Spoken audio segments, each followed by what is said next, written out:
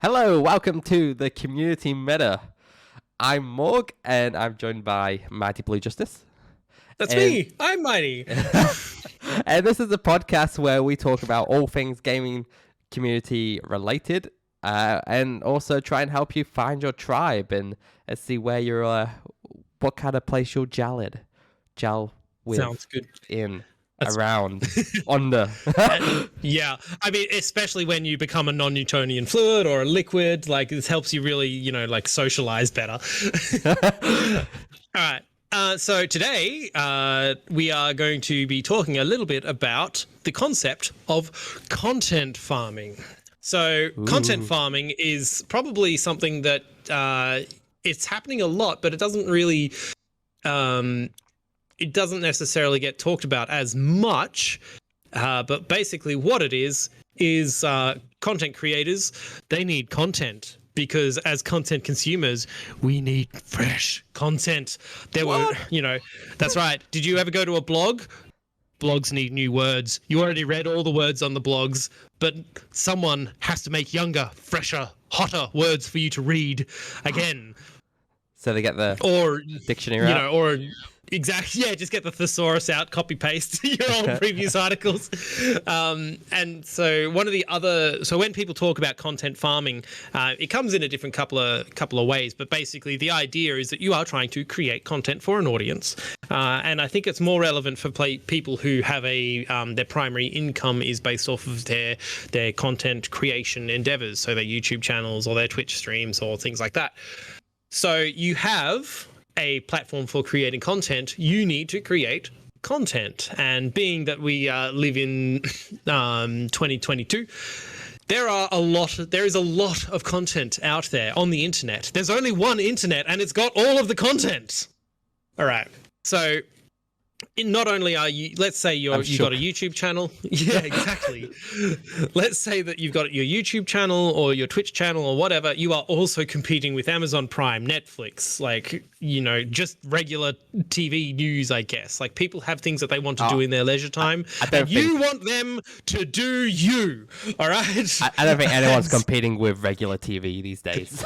No, it's desperately trying, but it's trying, but my local news channel is on YouTube now, so oh no.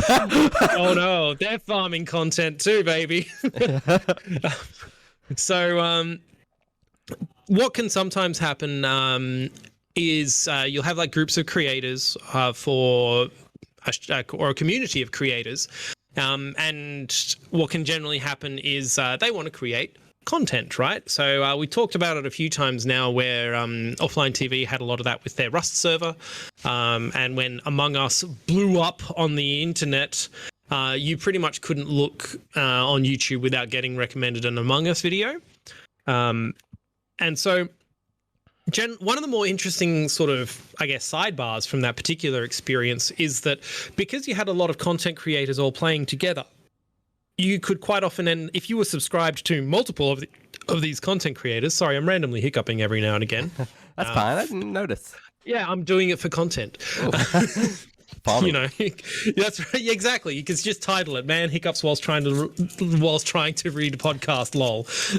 Boom! Instant short, 6 million views. TikTok. Done it. Send it. We have done it. That's content. Anyway, back to the actual words. So. Back in the day, 2 years ago, you couldn't really look anywhere without seeing a video from like Among Us or some similar social deduction game being played online. And quite often, a lot of these content creators, you need to be able to play with other people to get that content. Okay, well, I'm a content creator. I need to be able to have people I know who aren't going to say racist stuff on my thing, and people who are also available at the same times I am, which is pretty much every working minute available. So unless you are a very small group that just gets together in the precious evenings and whiles away your precious leisure time creating content to feed the hungry machine, it's entirely likely that you will only be doing this sort of stuff with other full-time content creators, which is what happened. So the interesting thing that happened as a result is quite often you would find that you could be subscribed to a couple of different channels from a couple of different creators who are all playing together, and you might see one guy will upload a video like, oh, look at me, epic killer, 600 IQ brain play. And then someone else will upload a video with a different title, but it's their perspective of the same game. So in the strictest sense of the word, it is different content because it's a different perspective, it's a different person presenting it, but it is the same in-game events. And so then you do have the mild concern where it's kind of, you're almost watching the same content twice because you know what's going to happen because you've already seen the other video from the other person's perspective.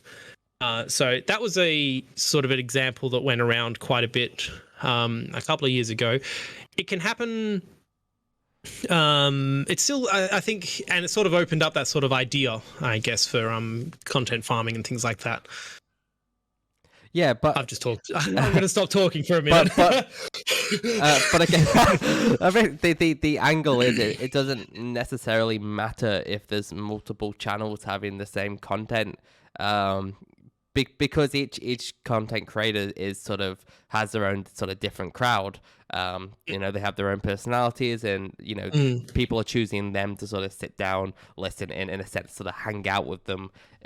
In a sort of one party situation, where you're hanging out with them, but they just know that they're creating content for the masses. Yeah, and it's like, I have a parasocial relationship with this creator, but if they have a genuine friendship with other creators, does that mean that I'm the, where does it go? Where does that line go? I'll personally never rewatch the same content scenario on two different channels, but I know some people, they don't mind that. They sort of enjoy having a different angle to sort of watch, and if they had enough enjoyment watching it the first time, they'll generally have the same amount of enjoyment watching it from a different angle, and have like a little bit of spice sort of sprinkled in there as well. Yeah, and especially because a lot of, when we're talking about that Among Us stuff specifically, a lot of it was from streamers as well. So most of them are pretty good about managing, like, they don't all hot mic.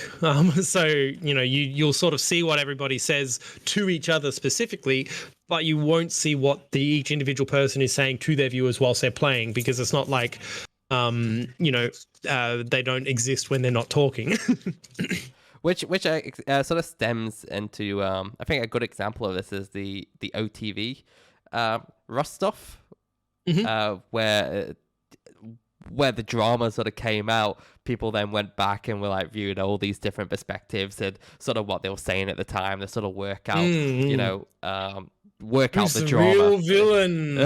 Yeah. Actually, that's a really good point. Like, work out the drama, exactly, because it's like that. When sometimes when it comes to internet drama, you actually have to dig to find what the actual problem was. Like sometimes it's like, let's watch a few millionaires argue about something that's very small. Oh, so the reason the drama happened because this particular content creator placed this bed on this shoreline, which meant when they... come on, man, it wasn't facing north, okay? It's a big deal. Which then just made everything flow down. When they got killed by that bear, respawned on that beach, and then they were able to say this particular thing to this person, which caused the... Exactly. All right, it's this whole butterfly effect, all right? Which I guess, it sort of creates that fun in itself, right? Where if you're in and watching at the time the drama's happening, and you can actively go and find it out, people really love doing that. Yeah, which then sort of comes on to the, like, it's almost like the reality TV aspect of it, right? Is it actually drama, or are people like just playing it up? Like, they might not have a script, but they might not be being themselves either, They are, and like a lot of people forget, they are entertainers by trade. These full-time content creators, that's their job, to entertain the masses. Yeah, exactly. Like, there's a great vast ocean of streams with 0 viewers, that all look the same. Like, they've got to stand out somehow. So one of the interesting things that sort of came about that, though, is it did sort of expose us to this language sometimes, because you'd see them talking about it amongst themselves in their videos about like who's going to upload this game. You know, like they might have a particularly spicy game. These guys are all content creators. They know good content when they see it. I have been a part of this good content, but so has this other good content creator. Now what happens? Because we can't or shouldn't upload exactly the same thing to be each of our channels.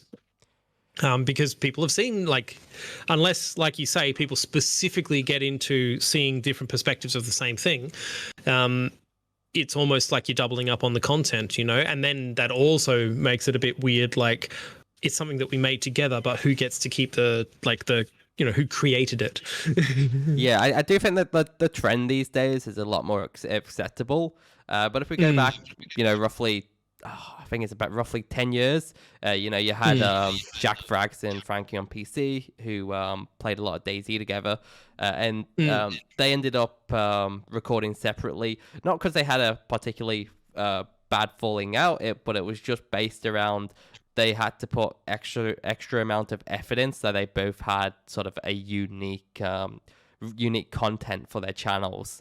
So, you know, that was a really big duo that people just loved to watch because they did have a great relationship, but they ended up choosing to go separate ways just because they didn't want to do double the work per se, which is completely understandable.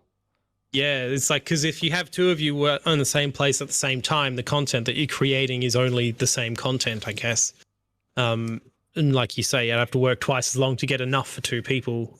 Whereas if you just play by yourself, you can go like, oh, I just pressed W and came across this interesting thing. So you have these friend groups, right? So you either have like your content farming friend group, or if you go that direction, or you have, you know, you're the streamer or YouTuber for your friend group, and that's how you keep, you know, you're the only one giving your perspective, so that's how you're keeping it all the content fresh. Yeah, I see. And that can sort of, I think different times, if you have the right people around, you sort of, it'll trend towards everybody gets on the content wagon, if that makes sense. Like what happened with ZF Clan, for example. Like, geez, if you've watched some of Womble's old videos, man, they give him so much shit for being like a content creator, you know, and you know, like, because most of the time he's uploading things that other people have said, you know, and then suddenly everyone else, then a couple of years later, everyone else started getting into the streaming and the content creation and stuff like that. And then he got to sort of basically tell them the same thing. It's quite funny. Well, that's the thing, right? That with that angle, you know, that one person starts earning money from, you know, your friends' sort of banter, right? Yeah. It's like once you make it big, your friends are all gonna hop on the content bandwagon as well. Because, especially if they're funnier than you. Cyanide. Yeah, but I think that's part of it too. Like there is a lot of actual work that comes from it. You know, it's not all just press play, goof off for 8 hours and then stop. Or like it might be, but you are going to plateau if you do that. Yeah, sort of thing. There's a creative aspect of the editing process. Yeah, exactly. So that's some various examples. Now, one of the, I think, more not interesting, but like a goofier sort of example for this, like we say content farming. I wouldn't say that this one was even farmed. This is something that happened pretty naturally, right? So we were talking about Among Us, right? What happened maybe a few months before Among Us? Fall Guys, right? Fall Guys was like the thing. Everyone was going nuts over Fall Guys because it was just new, funny, goofy. Everybody could get into it. It was pandemic times, so you could literally play with the whole family, all that sort of jazz. And one of the things that happened with the Fall Guys stuff is they had a particularly spicy social media manager who bullied a streamer online. I say, okay, bullied is the wrong word, but had, you know, threw a bit of shade. There was a streamer called Tim the Tapman, and he'd been playing for several weeks and he hadn't won a single game. And they posted a thing. Someone posted something about, you know, like, oh, you know, name someone who's never going to get a Fall Guys crown. Just one of those memes or Facebook things that pops up where it's like, just tag a mate. And then this Fall Guys social media manager tagged Tim the Tatman in this and basically was like, let's throw some shade, right? Let him have it. And that kicked off this like good week and a half long saga. Like he was like, man, they called me out. I have to do this now. Like I gotta win. And he had a lot of people paying attention to him for that. It was this really cool little like, one of those little moments where everybody gets in on a thing on the internet. And that was one of them. And like everyone, like when he finally got it, everyone was like, yeah, I was here, I've seen it, I was here. And it was like this big, like this is the culmination, is magnus opus, right? My life's work is complete. I will remember this forever. Now what do I do with my life? Win another crown. Yeah. Good luck. Yeah, exactly. But I think that was a really interesting sort of natural example of it, because it was just sort of like, it just happened. It was like, hey, like the devs have literally challenged you. Now you got to do it. Otherwise, you could also not, because, you can do what you want with your life. But I think that was a really really wholesome sort of bandwagon example of this sort of one that kicked through. I guess the difference with the difference with Fall Guys as the example though is like every game is sort of the same in a sense, but also not. Just goes the exact same course. So when you have sort of that content just being over and over and over again, you sort of know what you're watching, and then you have the sprinkling of human interaction along the course thrown in. On the flip side, you have games like Squad, who is an massive open world map. Well, not really open world, but it's massive, right? It's big. It's big. So content's going to be very different depending on the game, even though it's on the same map.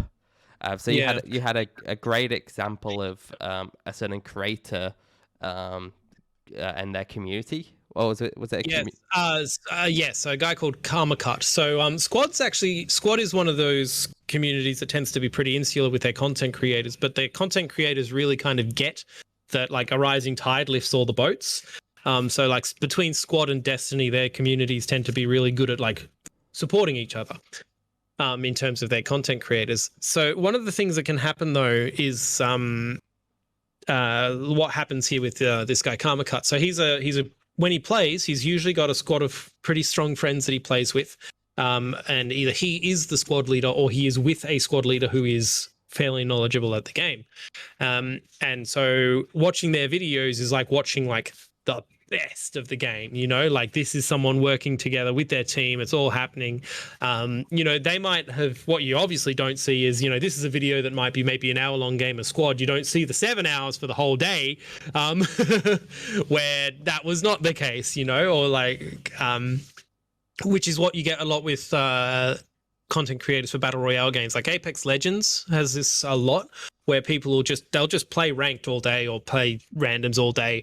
Like eventually you're going to get a good game, and that's the one that you upload for that day, So coming back to the Squad example, sometimes there's criticism for that particular style of content in that it's not actually representative of what someone who would just turn up and play the game is likely to get. Like one of the things with Squad, for example, is people will they'll create a squad.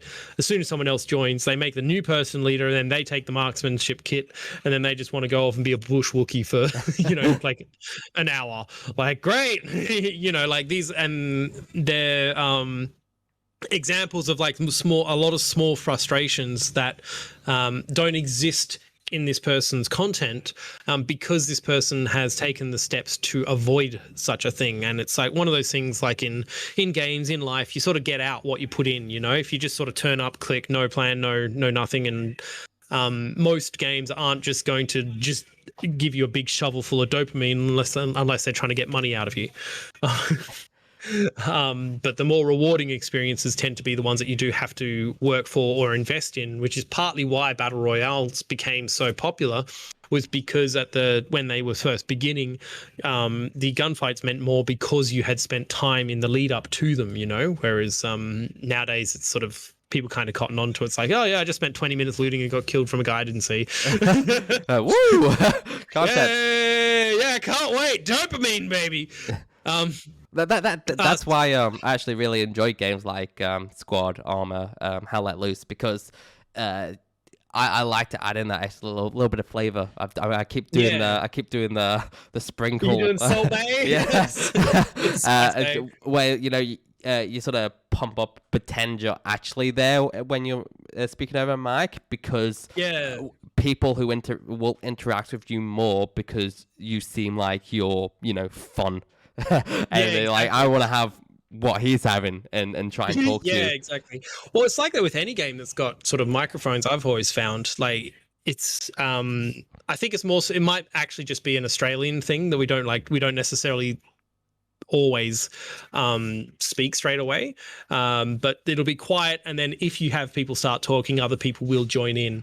A really good example of this, I'm sorry, I'm going to make a tangent. A good example of this is an example of this was like Battleborn. When we got into Battleborn, I saw someone post something in the forums and stuff, and they were basically saying, look, if you're 2 or 3 stacked, like, use the in-game voice chat, don't sit on Discord. And we decided to do that. So we'd actually just try and use the in-game voice chat, even if we were stacked on a team. And the number of times that people just joined in with us, like, and participated in the game was enormous. Like being able to just have a team that is actually trying and authentically using the voice chat like that, it does drag people along with you. Whereas if you sit on Discord and 2 or 3 out of a 5 stack and you're just kind of like shit talking your teammates because you're not even trying to engage with them, it also doesn't help. And you finally get quality people joining your Discord later on from that, right?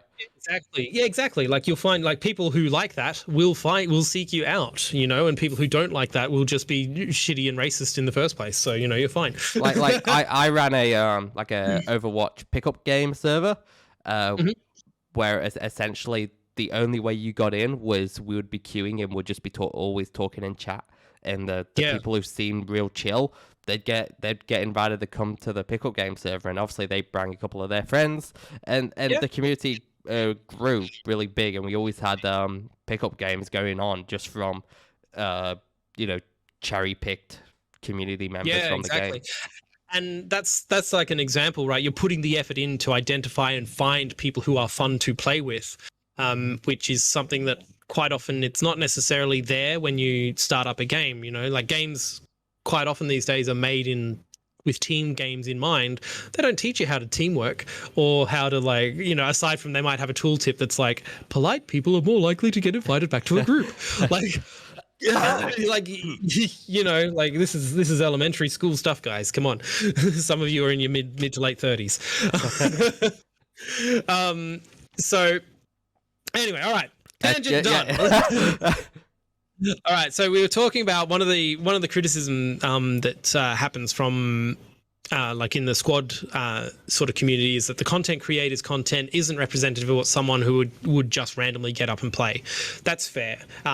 I think it's fair to a certain degree. Like these people have clearly taken the time to curate their own experience and they are sharing that experience with you. And like you say, that can happen with like you join an Armor community that does ops as well.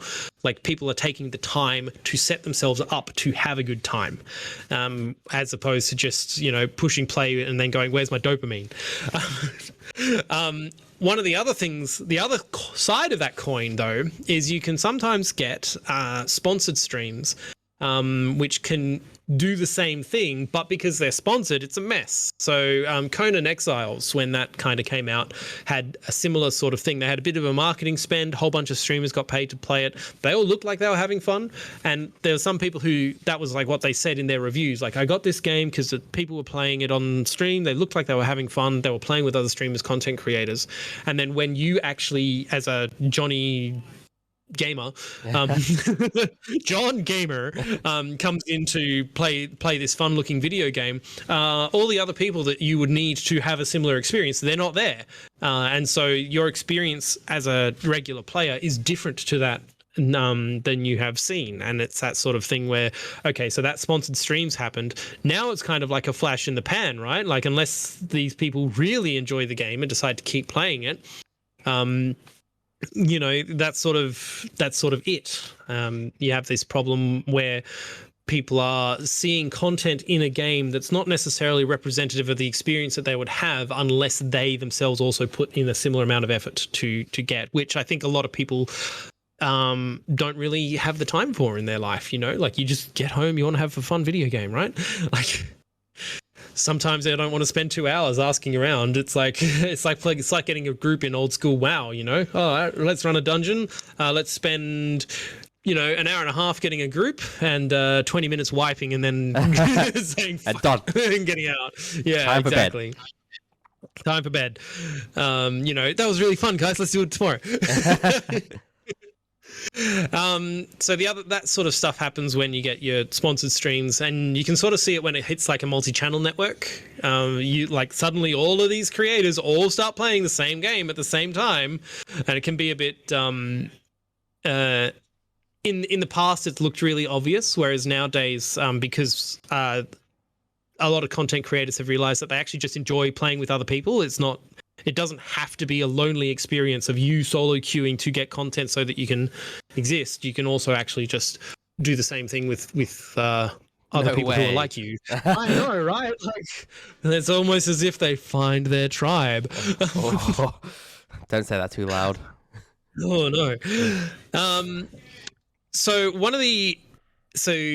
that can sort of happen. One of the sort of, I suppose, concerns that can come across from this is, as we've been talking about, sometimes you're doubling up on the same content, right?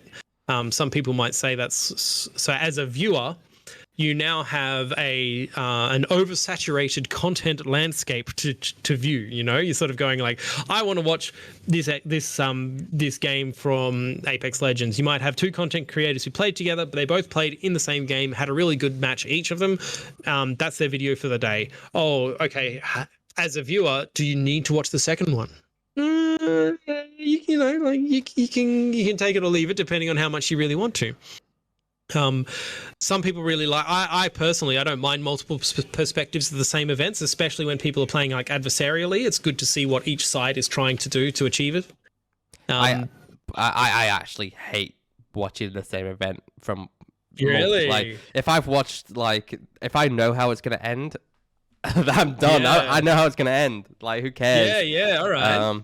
So I like not. I guess not for like adversary stuff, but more like funny scenarios, or you know, Bob's gone and blown up his house. I don't need to watch it from. I saw Bob's house explode already. Yeah, I know that happened. Cool. Yeah, exactly. So I'll pick a favorite content creator in the group, and I'll just stick with that and watch that.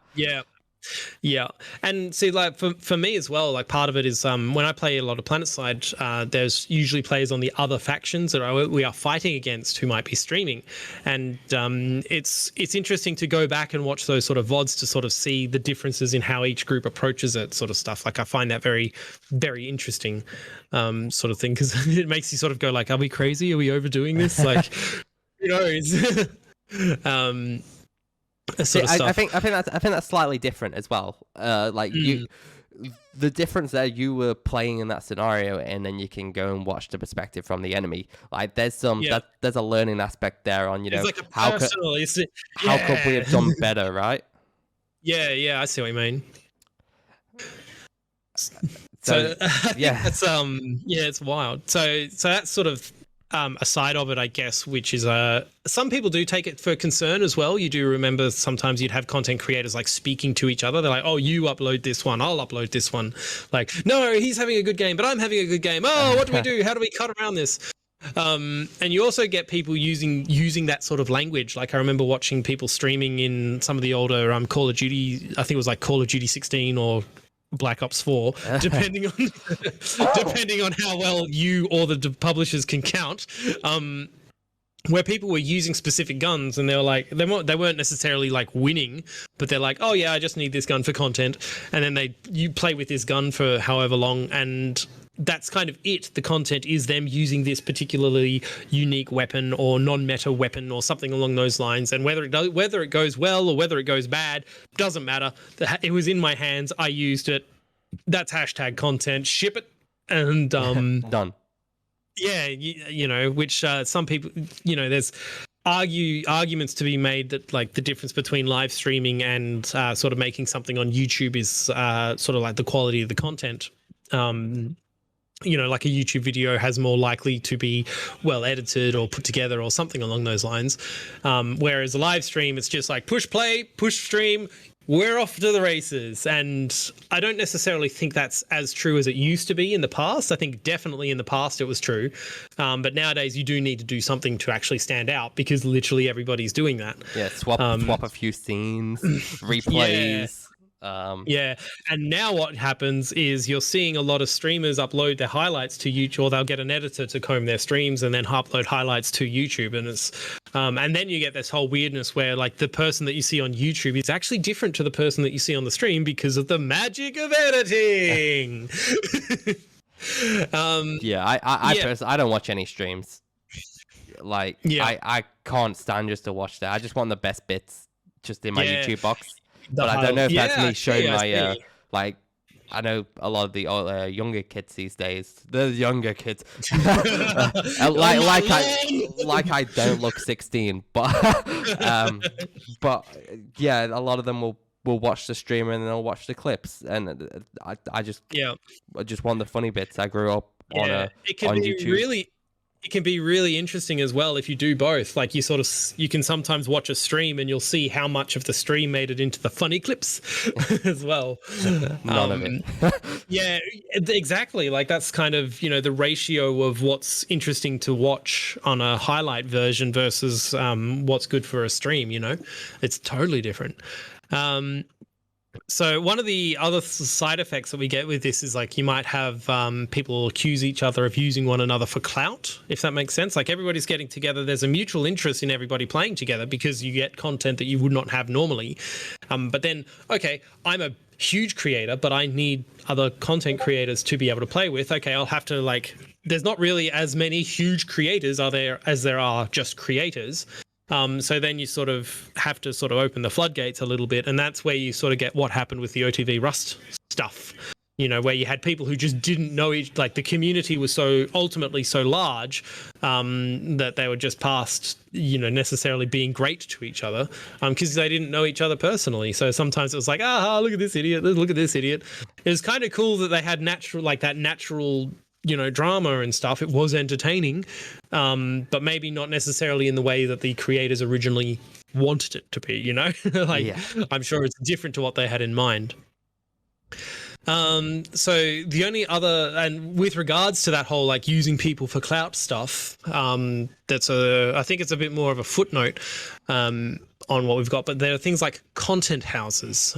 So these are your basically usually it's a house in somewhere famous with high rent and it'll be some sort of mansion, and they'll have a whole bunch of content creators all come in and live together to just basically be a factory for content, churning it out. It's I think it's a little more in vogue with TikTok sort of style creators these days.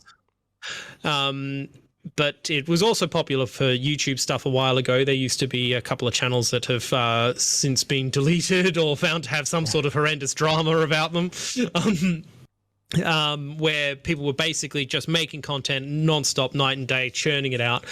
It might not necessarily have been good content.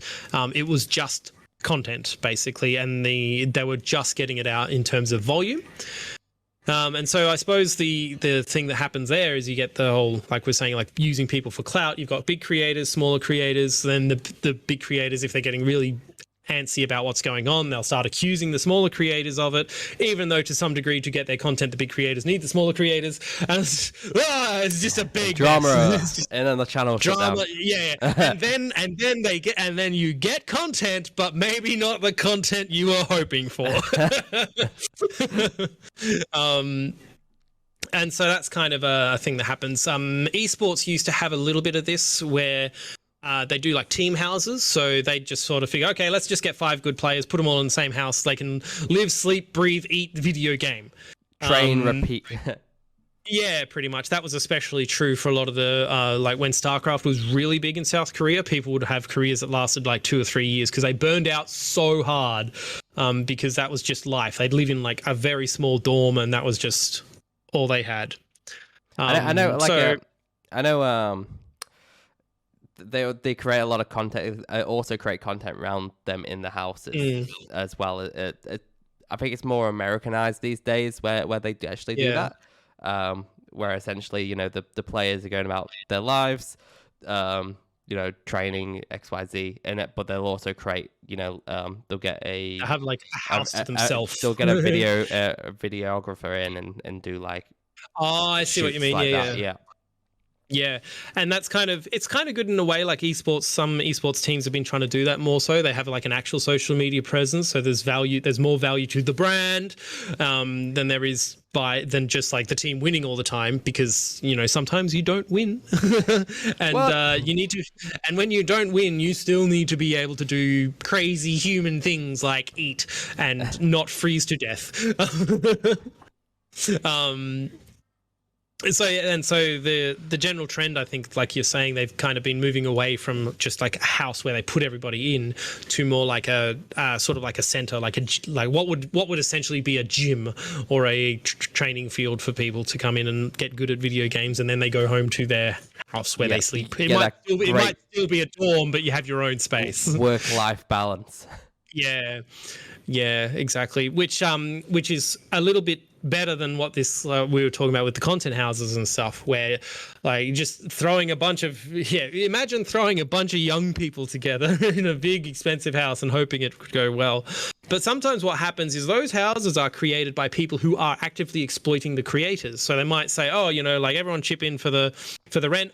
I, as the house manager or what have you, will get you brand deals or sponsorships or connections to other streamers to help you get bigger and bigger and bigger. Sometimes they just don't do it, like they might just say, whatever. And they're taking like young creators' money and giving them, like, they might have a house to live in, but they give them nothing back and they still expect them to pay rent and things like that. And it's one of those things where it's like, hey, like if you'd have actually given them what you said you would give them, they would have the money to pay you, but they don't, because you're just grifting them, Yeah.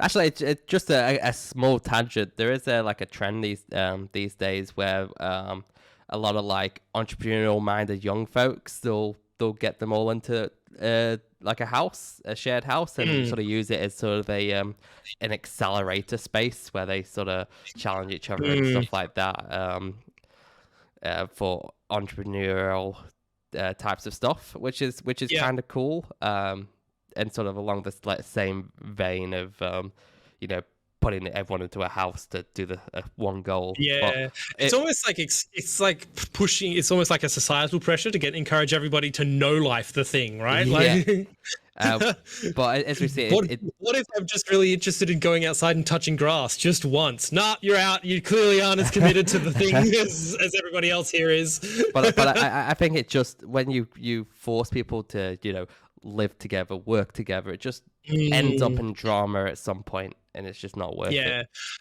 it can. I think as long as there's like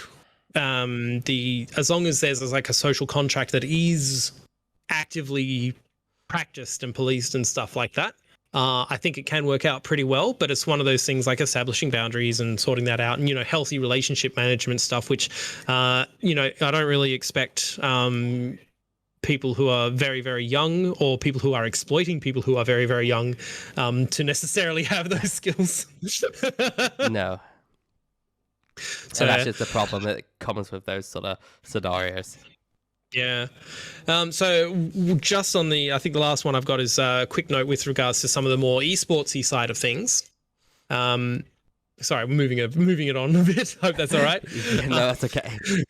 Kicking and screaming towards a conclusion. Is one of the more interesting ones regarding sort of talking about content creation versus being esports and stuff is PUBG for a while had a really eclectic mix in their tournaments. So they might say, I want to have a tournament for PUBG. You know what you need? Players. You need a lot of players. The number of players it takes to get into a single match of PUBG could handle potentially 2 32-player brackets in a 1v1 game. Like that's a lot of players. You can have multiple tournaments of players versus like one match of a. So they just threw all the pro, or just all got pro players only, right? Mighty? That would make sense. Oh yeah. They definitely had a pro scene that was that large. Nah, just kidding. Let's just invite the content creators as well. Okay. So as a viewer, now you can either watch the pro teams kick ass and win, which in a battle royale usually involves them just camping for like half an hour and then doing a thing at the end. Or you can try and watch content creators who are trying to create content out of this tournament. So they might not necessarily be playing. They might not necessarily be playing in a manner that is like exciting to watch from the perspective of someone who wants to watch good players play. You know, like it might be really cool if you can flip a car, get an explosion, and 10 road kills in a tournament. You know, in terms of is that a good gameplay move? Some people might argue no, funnily enough.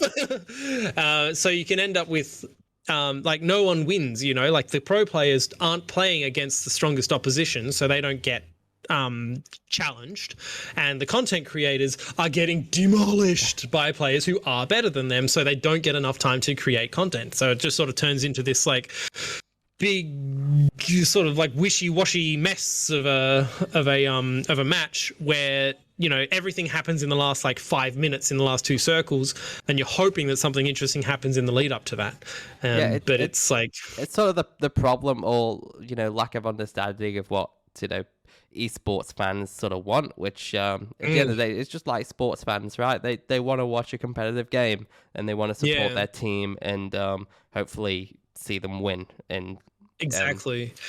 Yeah, like it's the whole thing with like as a sports fan, right? You want to watch your team demolish the opposition, but everybody else has got to have a close match, right? Like it's more interesting to watch a close match than it is to know, because otherwise if there's teams that are just so far better than others, there's no point even turning up because you know how it's going to go. Like a lot of the fun from it comes from the uncertainty of the contest. And you would hope. Everyone's seen where fans just leap out their chair and just scream and like, yeah, because it was a close game and their team inched ahead and ended up winning. Yeah, like I think an interesting example is like the difference in TI8's finals versus TI9's finals. OG was the team that was in both of them. They won both times. The first time it was scrappy and desperate, and it was like edge of your seat stuff. The next year one on TI9, they demolished everyone they touched. They were so far ahead of everybody. It was from a perspective of just like, it was fun to watch a team style on everybody so much, but I wouldn't want that to be the case every time, because ultimately what happens is you get people going, oh, well, what's the point of even trying? We're never going to catch up to them. Yeah. Unless they start retiring, which is what they did. Understandable, though. Yeah, exactly. Like, just go out when you're on top, mate. It's fine. So I think we kind of rambled a little bit on this one, but I think that's kind of all we've got as far as the concept for content farming goes. I think it's not necessarily a bad thing. It's not necessarily a great thing, but it's just kind of like in the middle. It's just a thing. At the end of the one thing. It's just we spoke about one thing. So that's more or less it. I think it's on, I'm a big fan of content for sure. I tend to prefer a little bit more on the quality side than the quantity side, because you eventually you're going to watch all of Netflix. You're going to need something else, right? Yeah, that is correct. Well, thank you everyone for tuning in to this episode of the Community Meta. Like always, I've been Morg, joined by Mighty. That's me. We hope until next time, you good luck finding your tribe, and you can find us on Twitch. We do upload all these VODs to YouTube, and we will be coming to listener soon. Lovely. Thank you very much. Thanks, everyone. See you later. Bye.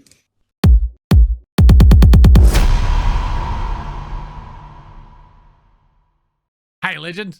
Thanks for watching the show. If you want to make sure that you're across all of the Game On Aus content here on YouTube, make sure you click the subscribe button. Likes and comments also help us out in the long run. Cheers. I'll see you on the next one.